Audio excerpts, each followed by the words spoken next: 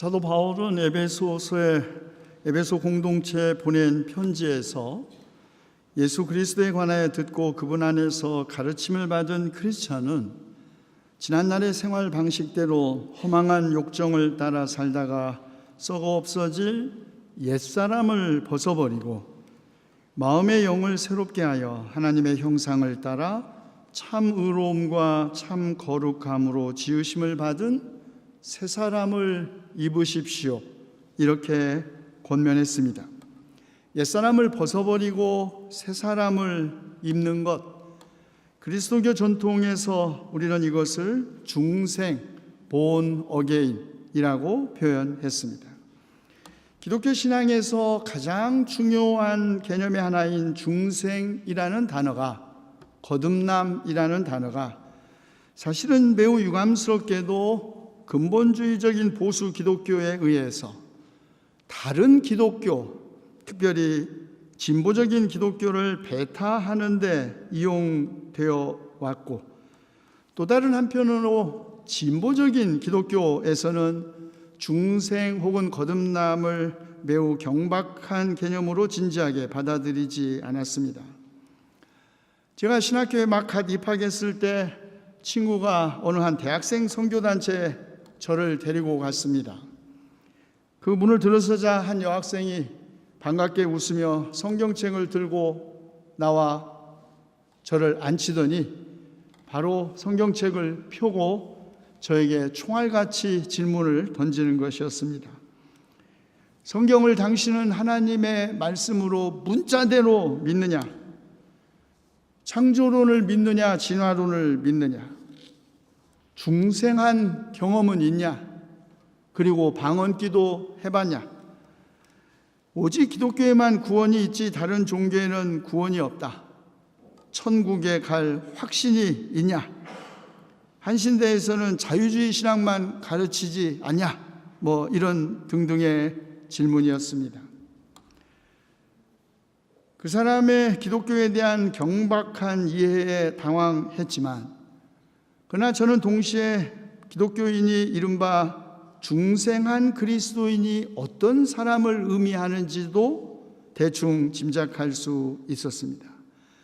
그 학생은 거듭난, 다시 태어난 그리스도인은 뭔가 매우 특별하고도 개인적인 종교 체험에 의해서 자신의 거듭남이 입증되는 것이라고 생각하고 있었던 것입니다.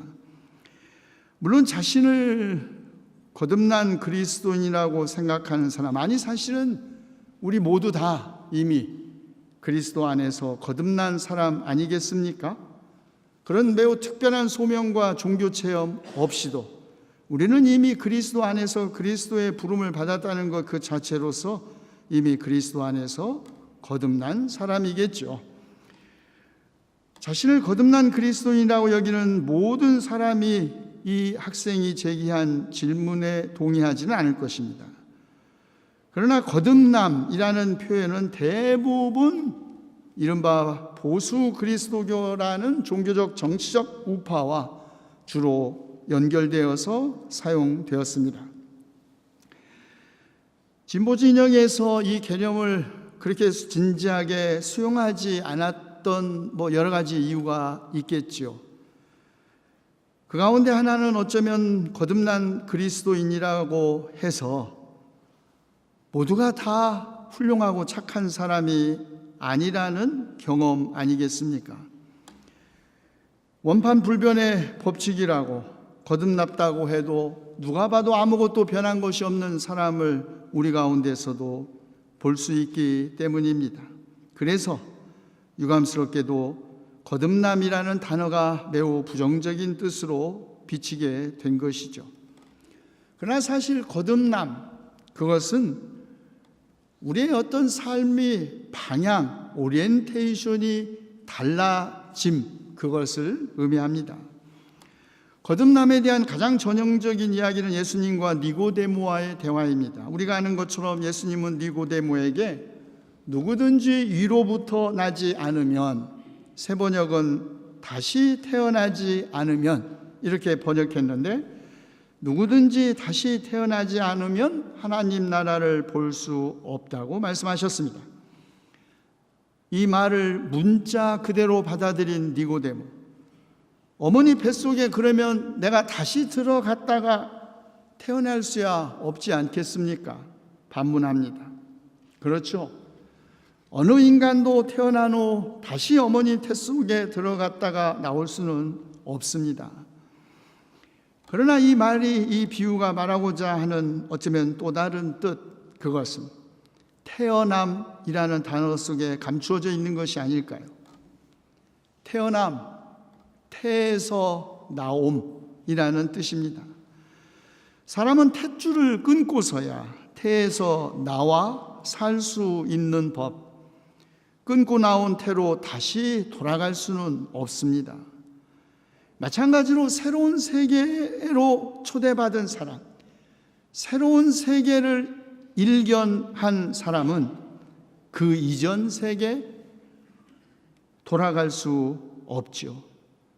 그리고 새로운 세계로의 이전 혹은 변화는 끊어짐, 단절 없이는 가능한 일이 아닙니다. 옛 세상, 익숙한 것으로부터 끊어지고 단절되는 경험이 고통스러움에도 불구하고, 아니, 바로 고통스럽기 때문에 인간은 성숙하고 변하는 것이죠.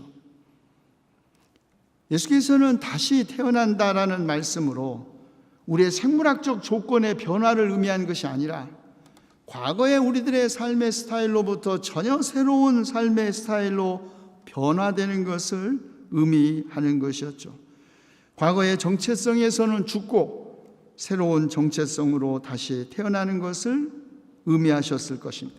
그것이 거창한 변화가 아니어도 좋습니다. 작은 생활 습관의 변화에서부터 세계관의 변화에 이르기까지 모든 변화는 사실 새로운 존재애로의 태어남입니다. 그런데 이런 변화는 단 한 번, 그리고 매우 드라마틱한 종교적 체험에 의해서 일어나거나 완성되는 것이 아닙니다. 만약에 그럴 수 있다면 얼마나 좋겠습니까? 우리가 예수 그리스도를 믿고 세례를 받고 주님의 몸과 피를 날마다 받아 보시는 단 한 번의 극적인 사건을 통해서 우리가 그리스도처럼 된다면 얼마나 기쁜 일이겠습니까? 그러나 그런 변화는 없습니다. 아니, 그런 변화는 단 한 번 일어날 수 있는 것이 아니죠. 그런 변화는 어쩌면 우리의 일생 동안 계속되는 과정입니다. 때로는 극적인 사건에서, 때로는 지극히 작은 일상의 사건을 통해서 계속되는 것입니다. 그런 의미에서 중생, 거듭남은 새로운 삶의 시작이고 그 새로운 삶의 시작은 언제든지 다시 시작될 수 있습니다. 그래서 오늘 우리는 에베소서의 말씀, 곧 옛사람을 벗어버리고 새사람을 입으라는 표현에 주목하려고 합니다. 벗다와 입다는 의복과 관계되어 있습니다. 낡은 옷을 벗고 새 옷을 입으라는 것이죠. 옛사람을 낡은 옷에, 새사람을 새 옷에 비유한 것입니다. 우리의 몸은 그대로이지만 옷이 달라진 것입니다. 그렇습니다. 우리가 세례를 받고 그리스도인이 되었고 성만찬에 참여한다고 해서 우리의 존재 자체가 본질적으로 변하는 것은 아닙니다. 그러나 하나님은 썩어 없어질 몸 위에 영원한 생명을 덧입혀 주셨듯이 우리의 옛 사람 위에 새 사람을 덧입혀 주셨다는 것입니다. 그것은 전적으로 성령의 역사, 주님의 은혜가 아니고서는 가능한 일이 아닙니다. 그런 의미에서 중생한 사람의 새로운 삶의 특징은 그들이 변화된 삶을 성령의 선물로 이해한다는 것입니다. 사도 바울은 나는 그리스도와 함께 십자가에 못 박혔습니다. 이제 살고 있는 것은 내가 아닙니다. 그리스도께서 내 안에서 살고 계십니다 라고 말했습니다.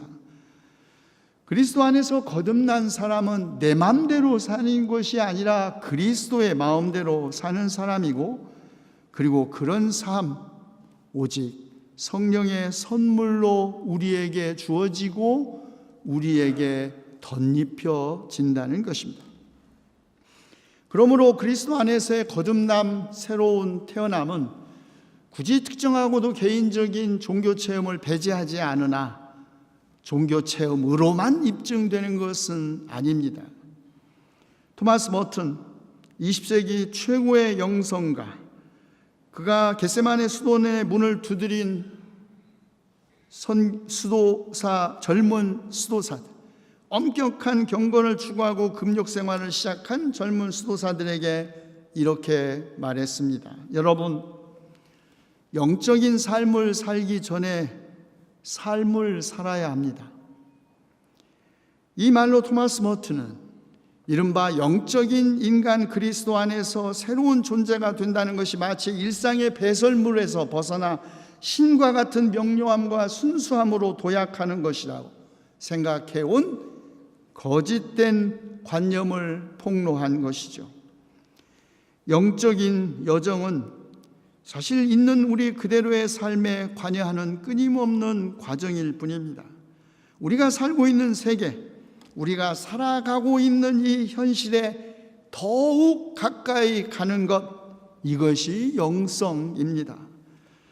그래서 영성이 일상의 싸움 위, 지극히 평범하고 범상한 우리들의 일상인과의 싸움 그 위를 공중을 떠다니는 것이란 착각을 지우는 데서 시작한다는 것이죠.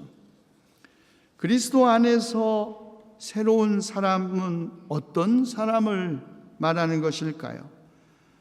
영성을 지극히 평범한 일상의 성화에서 추구하는 사람입니다. 여전히 죄인인 우리의 몸 위에 주님께서 새 사람의 옷을 덧입혀 주시기를 기도하고 회개하는 사람이죠. 날마다 우리 마음의 영을 새롭게 하고 우리 안에 있는 하나님의 형상을 따라 살기 위해서 날마다 애쓰는 사람입니다. 그리스도 안에서 거듭난 사람, 그리스도 안에서 새로운 존재는 완전한 사람이 아니라 온전한 사람입니다. 여러분, 온전함은 완전함을 의미하지 않습니다. 온전함이란 우리들의 인간적 삶에 때로는 엉망진창이 되고 우리가 믿음 안에 있어도 우리가 흔들리고 우리가 하나님을 믿어도 절망하고 부서지고 실패하고 좌절하고, 그래서 우리의 삶의 빛도 어둠도 하나님께서 우리에게 주신 우리의 삶의 일부라는 것을 긍정하고 온 몸으로 끌어안는다는 뜻입니다. 하나님은 완전한 사람이 아니라 온전한 사람을 찾는다고 예언자 예레미야는 말했습니다. 예수님도 의인을 부르러 온 것이 아니라 죄인을 부르러 왔다고 말씀하셨죠. 그러므로 하나님의 사랑과 그리스도의 은혜 안에서 성령의 역사로 새 사람을 입은 그리스도인은 모든 일에 언제나 감사를 드리면서 모든 면에서 자라 머리가 되시는 그리스도에게까지 다다르기 위하여 끊임없이 노력하는 사람, 매일 새로 태어나는 사람입니다. 기도합시다. 세상 창조 전에 그리스도 안에서 우리를 택하시고 사랑해 주셔서 하나님의 기뻐하시는 뜻을 따라 우리를 하나님의 자녀로 삼으신 주님, 거저 주신 하나님의 영광스러운 은혜로 지난날의 생활 방식대로 허망한 욕정을 따라 살다가 썩어 없어질 옛사람을 벗어버리고 우리가 마음의 영을 새롭게 하여 하나님의 형상을 따라 지으심을 받은 새 사람을 우리가 옷 입게 하시옵소서. 우리 주 예수 그리스도의 이름으로 기도하옵나이다.